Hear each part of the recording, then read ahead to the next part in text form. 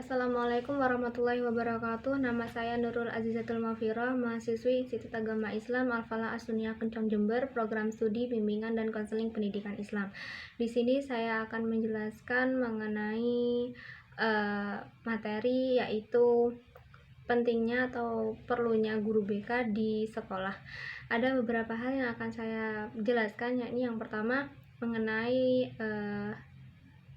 latar belakang mengapa guru BK diperlukan di sekolah, yakni yang pertama, guru BK diperlukan dalam sekolah untuk mengatasi atau mengentas permasalahan-permasalahan siswa yang sering terjadi di sekolah, seperti permasalahan pribadi, sosial, belajar, karir mereka, sehingga mereka dapat berkembang dengan baik di sekolah mereka.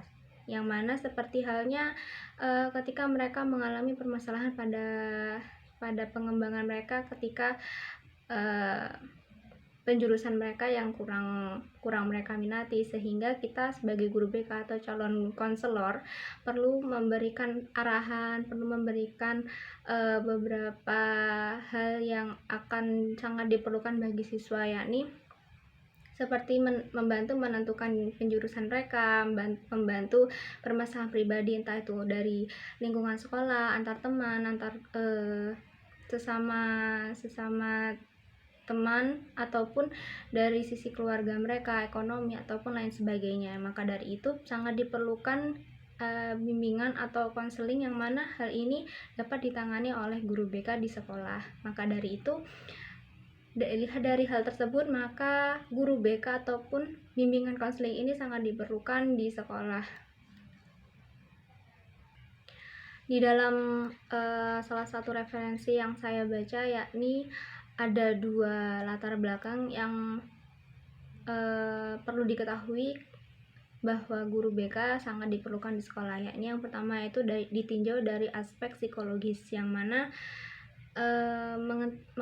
mengatasi masalah-masalah yang dihadapi oleh siswa, seperti tingkah laku maupun perilaku, gerak-geri hidup individu yang dapat dijumpai dalam kamus bahasa dan kata kerja bentukan menggambarkan tingkah laku tertentu, sehingga dalam hal ini sangat diperlukan ketika siswa ataupun siswi yang ada di sekolah tersebut mengalami perubahan perilaku, yang mana perlu dipantau, yang tentunya sangat berpotensi dalam masa depan mereka, seperti halnya ketika di sekolah tersebut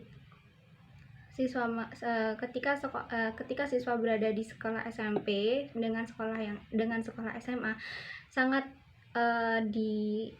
terlihat bagaimana perubahan pola perilaku mereka, sehingga hal tersebut perlu diawasi, perlu dipantau oleh Bapak Ibu guru, orang tua, maupun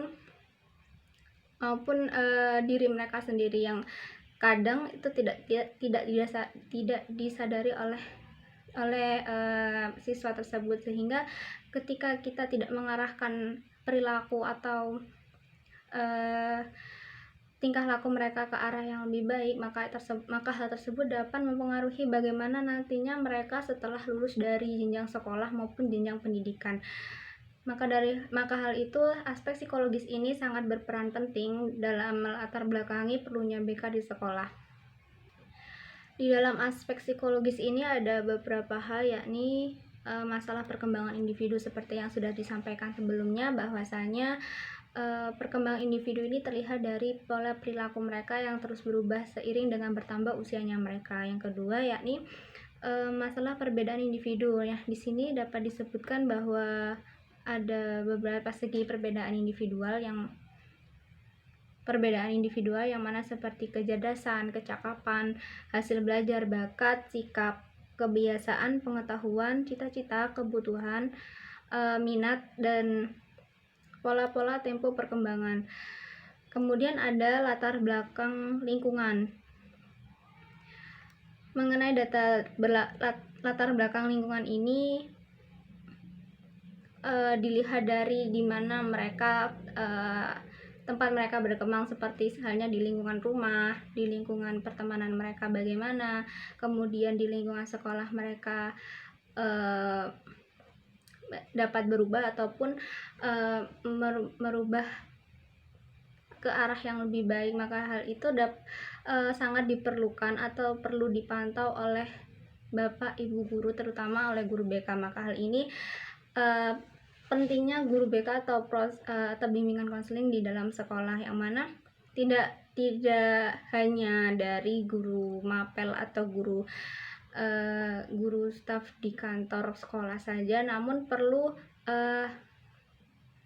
guru yang memang benar-benar dapat memahami dan juga dapat membantu siswa-siswi tersebut dalam perubahan perilaku, perkembangan mereka, ataupun bagaimana cara belajar mereka di sekolah.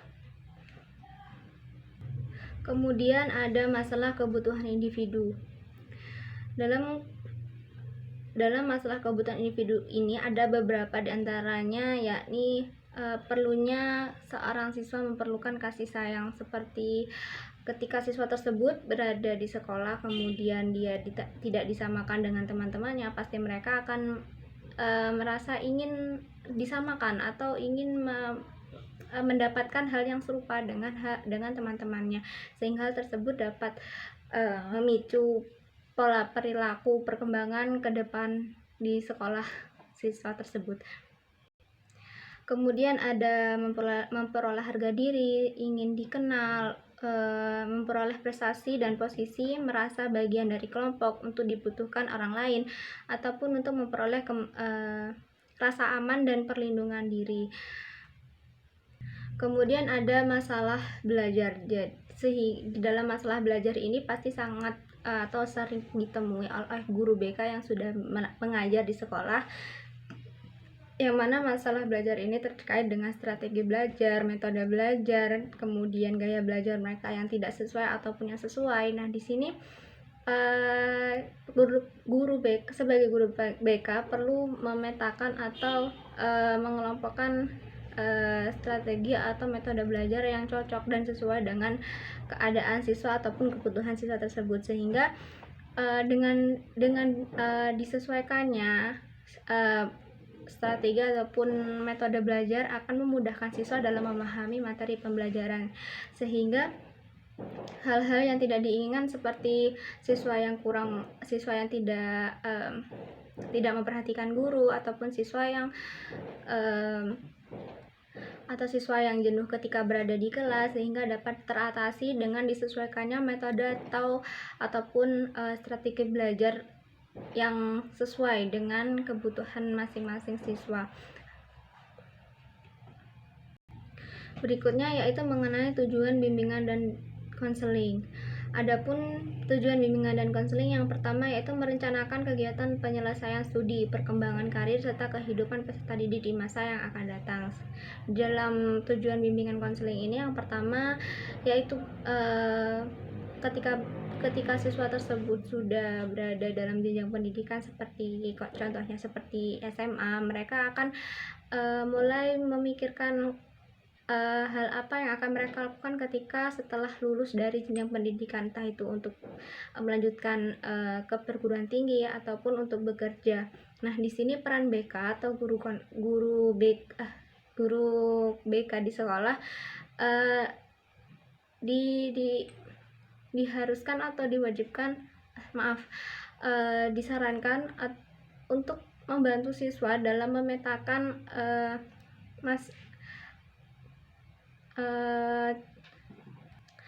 planning apa yang akan dilakukan oleh siswa tersebut, sehingga ketika mereka sudah lulus dari jenjang sekolah mereka akan langsung mendapatkan atau menentukan tujuan selanjutnya kemana mereka akan meneruskan tujuan hidup mereka, entah itu dalam kuliah ataupun bekerja yang sesuai dengan skill mereka masing-masing.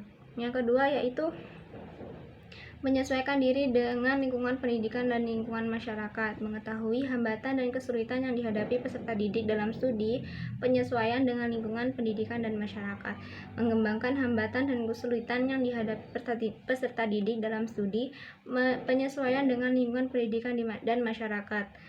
Kemudian ada mampu melaksanakan keterampilan atau teknik belajar secara efektif, mampu mengembangkan sikap positif seperti menggambarkan orang-orang yang mereka senangi, memiliki kesadaran diri untuk menggambarkan penampilan dan mengenal kekhususan yang ada pada dirinya.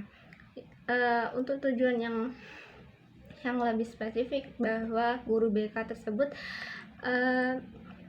peran guru BK tersebut di sekolah yaitu membantu siswa dalam menemukan jati diri mereka, sehingga mereka dapat mencari solusi dan dapat menemukan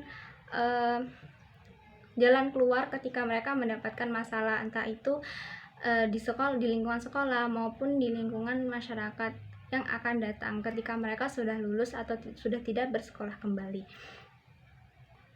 Mungkin itu saja yang dapat saya sampaikan, kurang lebihnya saya mohon maaf. Wabillahi taufiq wal hidayah. Wassalamualaikum warahmatullahi wabarakatuh.